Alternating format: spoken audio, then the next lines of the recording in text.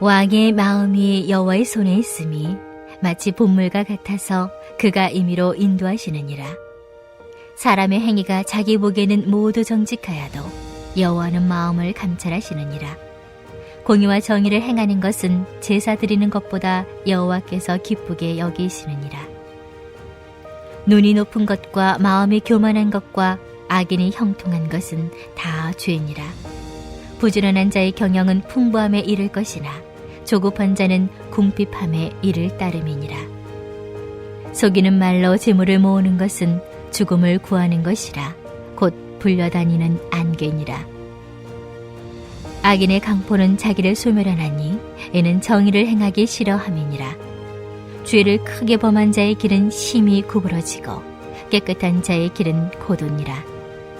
다투는 여인과 함께 큰 집에서 사는 것보다 움막에서 사는 것이 나으니라.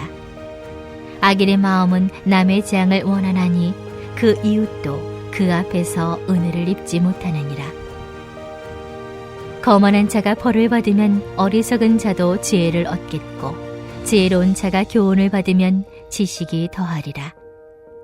의로우신 자는 악인의 집을 감찰하시고 악인을 환난에 던지시느니라. 귀를 막고 가난한 자가 부르짖는 소리를 듣지 아니하면 자기가 부르짖을 때에도 들을 자가 없으리라. 은밀한 선물은 노를 쉬게 하고 품 안의 뇌물은 맹렬한 분을 그치게 하느니라. 할렐루야. 하나님은 세상과 모든 인생의 주관자이심을 믿습니다. 하나님은 거대한 역사만 관장하시는 분이 아니시죠? 우리 인생들의 사소한 순간과 내면도 다 알고 계십니다. 이 사실 믿으십니까? 오늘 본문의 시작이 바로 그 말씀을 하고 계십니다. 오늘 본문 잠언 21장 1절 우리 다 같이 함께 읽겠습니다. 왕의 마음이 여호와의 손에 있음이 마치 봇물과 같아서 그가 임의로 인도하시느니라. 아멘. 세상에서 절대 권력을 가진 왕일지라도 그의 마음은 여호와의 손에 있다. 꼭 그 모습이 봇물 같다라고 하셨습니다. 봇물은 뭡니까? 논두렁. 그러니까 작은 수로를 뜻하죠. 다시 말해서 손에 쥐고 있는 호수와도 같다는 것입니다. 큰 강물은 쉽게 물줄기를 바꿀 수는 없지만 손에 쥔 호수는 쥔 사람 마음대로 움직일 수 있듯이 왕의 인생조차도 하나님의 다스림 앞에 복종할 수밖에 없다라고 하고 계십니다. 맞습니다. 이 이야기는 솔로몬 자신의 이야기를 하는 거죠. 가장 큰 권세를 가졌고 지혜를 가졌었습니다. 하지만 자신이 원한 대로 할 수 있었던 그 힘을 갖고 있었지만 하나님의 통치하심, 다스림 앞에 복종할 수밖에 없었다는 사실을 믿음으로 고백하고 있는 것입니다. 우리의 삶도 마찬가지죠. 우리 인생은 결국에는 하나님, 당신의 뜻 앞에 나를 이끌어 주심을 믿습니다. 나를 세워주셨음을 믿습니다. 라고 다 고백하게 하실 것입니다. 우리는 우리의 인생의 호수를 우리가 쥐고 좌지우지하려고 하지만 저를 좀 뒤돌아보니까 하나님의 이끄심 앞에 거역할 수 없었음을 알게 됩니다. 또한 성경에 많은 위인들도 우리 선진들도 그렇게 하나님의 섭리 가운데 있음을 고백했죠. 여러분은 어떠십니까? 여러분도 모든 것이 하나님의 섭리 가운데 있다는 사실을 믿음으로 받아들이시죠? 그렇게 우리의 방향은 우리 주님께 맡기고 오늘 우리에게 주어진 이 자리에서 내 자리에서 최선을 다해서 믿음으로 살아가는 것입니다. 우리 인생의 호수는 하나님이 주관하고 계심을 믿습니다. 현재 두 번째로 오늘 본문은 우리 인생의 판단도 누구에게 맡겨야 되느냐? 바로 하나님의 말씀의 기준 앞에 서 있어야 된다라고 선포하고 있습니다. 2절입니다. 사람의 행위가 자기 보기에는 모두 정직하여도 여호와는 마음을 감찰하시느니라. 아멘. 여러분, 사사시대의 비참한 실패의 원인이 무엇이었습니까?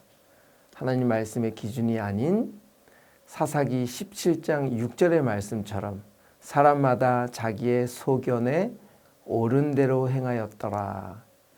자기의 소견, 자기의 모든 판단 기준으로 인해 판단하고 그렇게 살았기 때문에 비참한 실패를 맛볼 수밖에 없었다라고 사사기 기자가 폭로하고 있죠.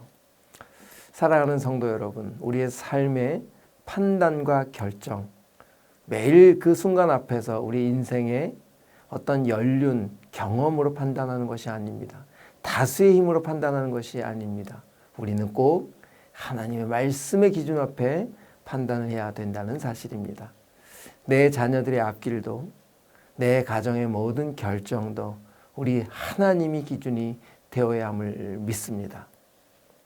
그리고 그렇게 기준만 세우지 말고 실제로 우리의 삶에서 실천해야 된다라고 3절에 기록하고 있습니다. 우리 다 같이 세 번역으로 제가 올려드리겠습니다. 주님께서는 정의와 공평을 지키며 사는 것을 제사를 드리는 일보다 더 반기신다. 할렐루야. 예배를 1000번 만번 드리는 건 참 귀하죠.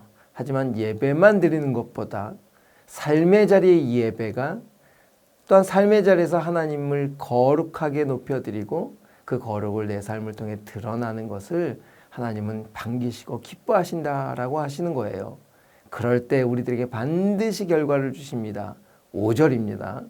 부지런한 자의 경영은 삶은 풍부함에 이를 것이다. 아멘.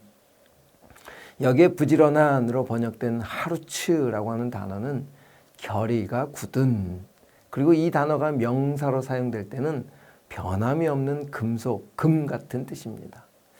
그러니까 우리의 삶 속에 하나님의 말씀을 기준 삼는 일, 변함없는 금처럼 살아가는 사람들에게는 마침내 하나님의 풍부함을 맛보게 될 것이다.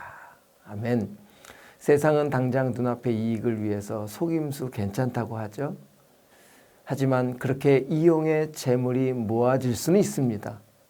하지만 6절, 7절을 읽어보면 그렇게 모은 재물은 반드시 안개처럼 사라진다라고 기록되어 있고요. 또 9절에는 이렇게 기록하고 있습니다. 다투는 여인과 함께 큰 집에서 사는 것보다 움막에서 사는 것이 낫다. 이 말씀이 어떤 뜻입니까? 그렇게 속여서 삶의 질을 높이고 큰 돈을 벌었지만 큰 집에서 다투는 여인과 사는 것과 마찬가지로 겉으로는 행복해 보이지만 사실상 고통의 나날을 보내고 있다는 거죠. 사랑하는 성도 여러분, 참된 품위와 기쁨을 누리는 것은 많이 가져서가 아닙니다. 넓은 집에 서서 살아가는 것도 아닙니다.